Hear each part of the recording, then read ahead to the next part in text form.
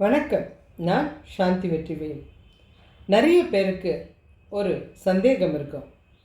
மதுரையில் கள்ளழகர் ஆற்றுல இறங்குறாரு, அது என்னங்க விசேஷம்? அங்கே இருக்கிறது மதுரை மீனாட்சி அம்மன் தெரியும். இந்த கள்ளழகர் எங்கேருந்து வந்தார்? அதுவும் இல்லாமல் சித்ரா பௌர்ணமிக்கு என்ன விசேஷம்? அதுவும் இல்லாமல் அது மீனாட்சி அம்மன் ஆட்சி செய்கிற ஒரு இடம். இவ்வளோ விஷயம் இருக்கும்போது எதுக்கு இந்த கள்ளழகர் எங்கேருந்து வந்தார்? அதை பற்றி தாங்க உங்களுக்கு சொல்ல போகிறேன். அதாவது மதுரையினாலே நமக்கு இந்த சிவனும் பார்வதியும் தான் நமக்கு தெரியும், சுந்தரேஸ்வரம் மீனாட்சியும் தான் தெரியும். இந்த கள்ளழகர் அழகர் மலையில் இருக்கிற சுந்தரராஜ பெருமாள் தான். இவர் எதுக்காக ஊருக்குள்ளே வந்தார்? அப்போ நம்ம இந்த கதையை நம்ம தெரிஞ்சுக்கணும். இந்த கதைக்கு முக்கிய காரணம் இருக்குது. நம்ம சுந்தரேஸ்வரருக்கும் மீனாட்சிக்கும் கல்யாணம்னா நிறைய பேருக்கு பத்திரிக்கை கொடுக்கணும். இவங்களும் அப்படி தான் தேவலோகத்தில் எல்லாருக்கும் பத்திரிக்கை கொடுத்துட்டாங்க. நிறைய பெரிய பெரிய ஆளுங்களுக்கெல்லாம் கொடுத்துட்டாங்க. பெருமாளுக்கு, பிரம்மாவுக்கு, இந்திரனுக்கு எல்லாருக்கும் பத்திரிக்கை கொடுத்து அமோகமாக கல்யாண ஏற்பாடு நடக்குது. அதுக்கு முன்னாடி அழகர் மலையில் இருக்கிற சுந்தரராஜ பெருமாளுக்கும் பத்திரிக்கை கொடுக்கணும் அப்படின்ட்டு நேராக அந்த கோயிலுக்கு போயிட்டு அந்த பெருமாளுக்கும் பத்திரிக்கை கொடுக்குறாங்க. அவருக்கு பயங்கர சந்தோஷம். என்னுடைய தங்கச்சிக்கு கல்யாணமா, ஏன்னா மதுரையிலேருந்து கொஞ்சம் தொலைவு தான் அழகர் மலை, கல்யாணமா நான் வரேன் அப்படின்ட்டார். அவ்வளோதான், பெருமாள் கிளம்ப போகிறாரு, மலையை விட்டு இறங்க போகிறாரு. அப்போது மக்களுக்கு எவ்வளோ சந்தோஷம் இருக்கும். அழகர் மலையில் போய் ஏறி பார்க்குற பெருமாள் இறங்கி வீதி உலா வரப்போகிறாரு அப்படின்னா சாதாரண மனுஷன் எப்படி கல்யாணத்துக்கு வந்து கலந்துக்கிறதுக்கு ஊரை விட்டு கிளம்புவானோ அது மாதிரி இவர் கிளம்புறது அத்தனை அழகு. அந்த அழகை பார்த்து தான் மக்கள் எல்லாருமே அவர் உள்ளத்தில் கரைஞ்சிட்டாங்க. அதனால் அவரும் கல்லன் மாதிரி மக்கள் மனசில் வாழ ஆரம்பிச்சிட்டார். அதனால தான் இவரை கல்லழகர்னு சொல்லுவாங்க. இப்போ கல்யாணத்துக்கு அவர் எப்படி வராருன்னா, ஒரு அழகான பட்டுடுத்தி, ஒரு தங்க குதிரை மேலே, ஏன்னா தங்கச்சி கல்யாணத்துக்குன்னும் போது தான் யாருன்றதை காமிக்கணும் இல்லையா, அண்ணனுக்கு அது ஒரு பெருமை. அதனால் தங்க குதிரை மேலே ஏறிட்டு தங்கச்சியுடைய திருமணத்துக்கு தேவையான சீரெல்லாம் அள்ளிக்கிட்டு இவர் மலையை விட்டு இறங்குனதுலேருந்து இந்த மதுரைக்கு வர வரைக்கும் வழியெல்லாம் விசேஷம்தான். ஒவ்வொரு நாளும் ஒரு இடத்த கடக்கும் போதும் அந்த ஊரில் அவர் தங்கி அங்கே நடக்கிற விஷயங்களையும் கலை நிகழ்ச்சியையும் பார்த்துக்கிட்டு தான் வந்தாகணும். ஏன்னா மக்களுக்கு இந்த சுந்தரராஜ பெருமாள் மலையை விட்டு இறங்கி வர்றது பெரிய விஷயம், சந்தோஷமான நிகழ்வு. அதனால் எல்லாரும் அதுக்காக காத்துட்ருப்பாங்க. ஒவ்வொரு ஊரில் ஒவ்வொரு விஷயம் நடக்கும். அன்னதானம் நடக்கும், மோர்பந்தல் நடக்கும், சில ஊரில் கலை நிகழ்ச்சி, நாட்டியம் ஆடுறது, வாத்தியம் இசைக்கிறது, பெருமாளை எப்படியெல்லாம் சந்தோஷப்படுத்துறதோ அதை மக்கள் செஞ்சுக்கிட்டே இருப்பாங்க. ஆனால் புராணத்தில் ஒவ்வொரு கதைக்கு பின்னாடியும் ஒரு ரகசியம் இருக்கும். அந்த ரகசியத்தை நம்ம தெரிஞ்சுக்கிட்டோம்னா உண்மையிலே நம்ம வாழ்க்கை அழகாயிடும். நிறைய பேருக்கு அந்த ரகசியம் தாங்க புரிய மாட்டேங்குது. பெருமாள் மலையை விட்டு இறங்கிட்டார், ஊர் ஊராக வந்துட்டுருக்காரு.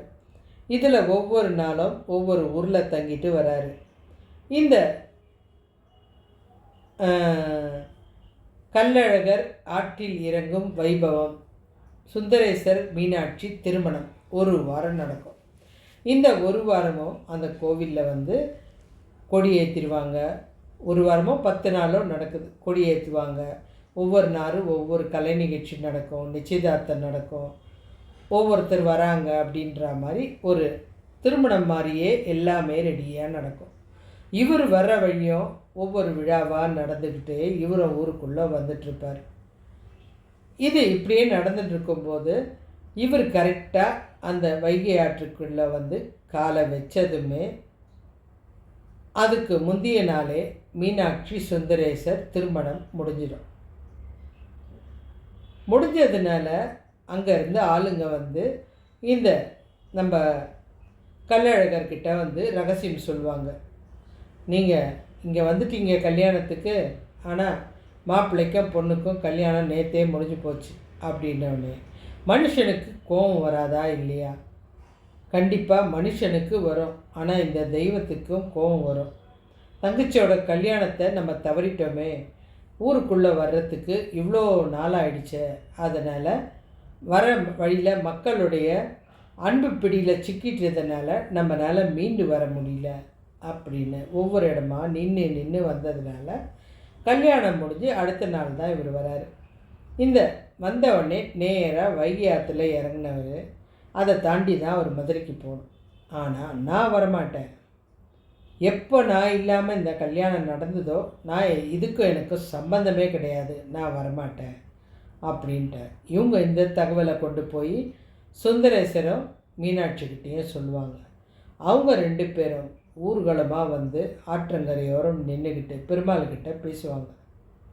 அதாவது தெரியாமல் நடந்துருச்சு, நீங்கள் வாங்க, இவ்வளோ தொலைவு வந்துட்டீங்க, வாங்க நம்ம உட்காந்து பேசலாம், வாங்க, நான் வரமாட்டேன், நான் இல்லாமல் எப்படி திருமணம் நடந்திருக்கோம் அப்படின்னு அவரும் கொஞ்சம் வீம்பெல்லாம் காமிப்பார். இவங்களும் உடனே என்ன பண்ணுவாங்க, வரிசெல்லாம் கொண்டாடுவாங்க.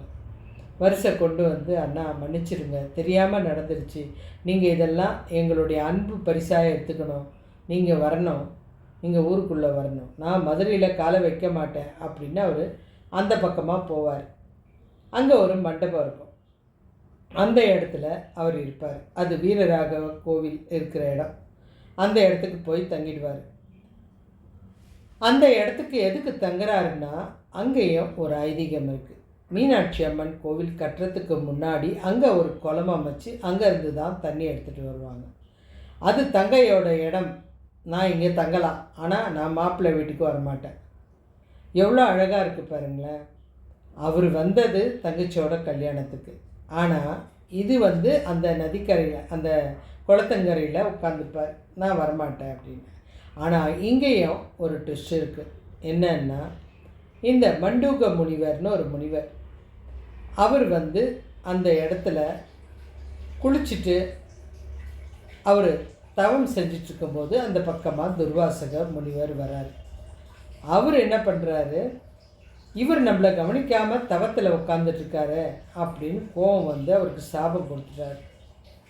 இந்த மாதிரி வந்து, நான் வர்றதை கவனிக்காமல் உனக்கு என்ன தவம் வேண்டி கிடக்குது, நீ வந்து தவளையாக மாறிடு.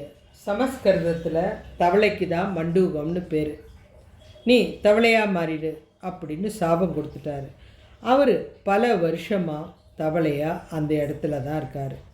அவர் மேலே இறக்கப்பட்டு தான் இந்த பெருமாள் அவருக்கு சாப விமோசனம் கொடுக்கறதுக்காக மலையை விட்டு இறங்கி வராரு. அவர் லேஸில் வரமாட்டார். இது தெரிஞ்சு தான் நம்ம துர்வாசகர் அவர் வந்து உனக்கு சாபம் விமோசனம் கொடுத்தாருன்னா நீ பழைய மாதிரி ஆகலாம் அப்படின்னு சொல்லிட்டு அவருக்கு சாப விமோசனமும் சொல்லிட்டு போயிடுறாரு. இப்போ இவர் இந்த முனிவரை பார்த்து சாப விமோசனம் கொடுக்குறாரு. இந்த நிகழ்ச்சி தான் அந்த வீரராகவ பெருமாள் கோவிலில் நடக்கும். அந்த கோவிலில் என்ன நடக்கும்னா, வண்டியூரில் இருக்கிற அந்த கோவிலில் இந்த பெருமாள் தச அவதார காட்சியும் அந்த முனிவருக்கு கொடுப்பார். முனிவருக்கு மட்டும் கிடையாது, அங்கே இருக்கிற மகரிஷிகளுக்கும் அப்புறம் வந்து அங்கே இருக்கிற முனிவர்களுக்கும் தவம் செஞ்சிட்ருக்கவங்களுக்கும் எல்லாருக்கும் அந்த தரிசனம் கொடுப்பார். இதுக்கு நடுப்புறம் அந்த முனிவருக்கும் சாப விமோசனம் கொடுத்துட்டாரு. அடுத்த நிமிஷம் மறுநாள் காலையில் ஆகிடும். இந்த தசாவதாரம் காமிச்சு முடித்து இதெல்லாம் மக்கள் பார்ப்பாங்க. இதெல்லாம் கண்கொள்ளா காட்சி.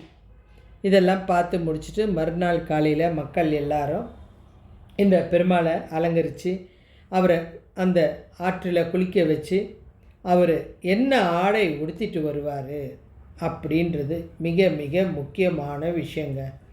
இந்த ஆடை தான் ஒவ்வொருத்தருடைய எதிர்பார்ப்பையும் அதிகரிக்க வைக்கும். மக்களே வந்து அவர் பச்சை எண்ணெய், அதாவது பச்சை கலர் உடையில் தான் வரணும் அப்படின்னு நினைப்பாங்க. பச்சை வந்தால் நாடு பசுமையாக இருக்கும், விவசாயம் நல்லா நடக்கும், மக்கள் எல்லாரும் வறட்சி இல்லாமல் அமோகமாக இருப்பாங்க அப்படின்னு அர்த்தம்.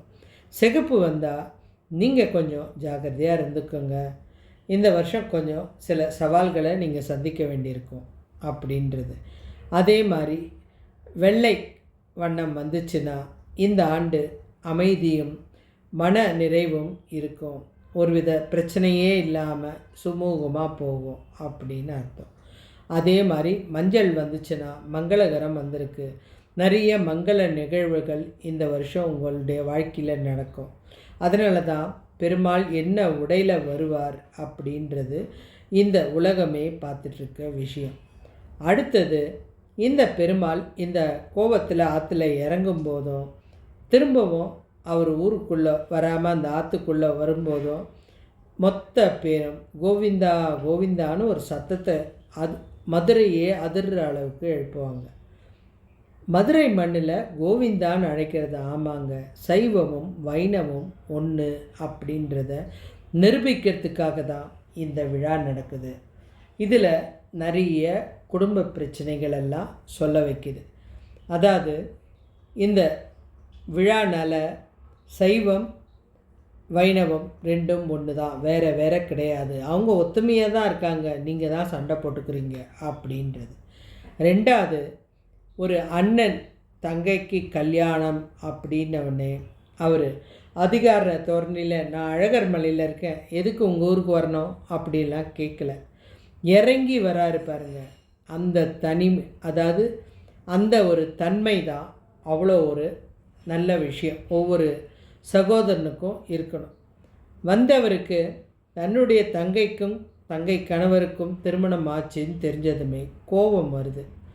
அந்த கோபப்படும் போது கூட தங்கை தன்னுடைய கணவரை அழைத்து வந்து அவருக்கு நிறைய வரிசைகளை கொடுத்து, அண்ணா நீங்கள் வர்றதுக்குள்ளே திருமணம் ஆயிடுச்சு, தப்பாக எடுத்துக்காதீங்க, நீங்கள் தான் எங்களை இது பண்ணணும், ஆசீர்வதிக்கணும் அப்படின்னு அன்பாக கேட்குறது. அந்த கல்யாணத்தில் ஒரு சண்டைன்னா அதை பெருசாக்கக்கூடாது அப்படின்றத நல்ல பண்பை சொல்லி கொடுக்கறதுக்கு. அண்ணன் தங்கையோட வரிசையை எடுத்துக்கிட்டு போயிட்டு மறுநாள் அவளை சந்தோஷப்படுத்துகிற மாதிரி பச்சை வண்ண ஆடை உடுத்தி வர்ற அழகு இருக்க, அதை பார்க்க கண்கள் கோடி வேணும். இதெல்லாம் நடக்கிறது தான் இந்த கல்லழகர் ஆற்றுல இறங்குற விழா.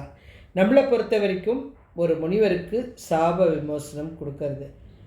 நான் இன்னொரு விஷயம்னு பார்த்தா, பெருமாள் வந்தோம் சும்மா போலங்க, தச அவதாரத்தையும் ஒரே இரவில் காமிக்கிற ஒரே நிகழ்ச்சி இந்த கல்லழகர் ஆற்றுல இறங்குற வைபவம் தான். தச அவதார காட்சியும் ஒன்றா ஒரே இரவில் நம்ம பார்க்குறது எத்தனை கொடுப்பனை. அதோடு மட்டும் இல்லாமல் இந்த நிகழ்ச்சிக்கு கலந்துக்கிற ஒவ்வொருத்தருக்கும் அவ்வளோ சக்தியும், அதுவும் பௌர்ணமி அன்னைக்கு நடக்குதா, எல்லாருக்கும் மகிழ்ச்சியும் ஆனந்தமும் சந்தோஷமும் நிறைஞ்சிருக்கும்.